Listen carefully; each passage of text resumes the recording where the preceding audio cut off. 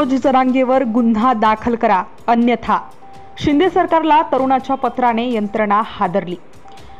मनोज जरांगे पाटील यांच्यावर गुन्हा दाखल करण्याची मागणी।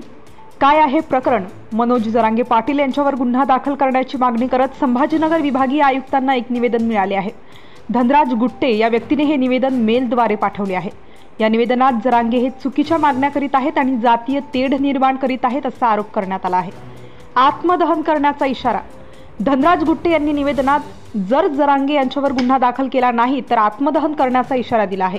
या निवेदनामुळे संभाजीनगर विभागीय आयुक्त कार्यालयाने एक पत्र मुंबई सचिवालय कार्यालयाला पाठवले आहे।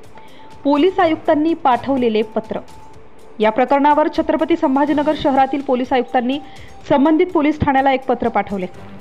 यामध्ये जरांगे यांच्या विरोधात कायदेशीर कारवाई करण्याची मागणी करण्यात आली आहे। पोलीस विभागाने या प्रकरणाचा तपास सुरू केला आहे। Subscribe now and press the bell icon. Never miss an update.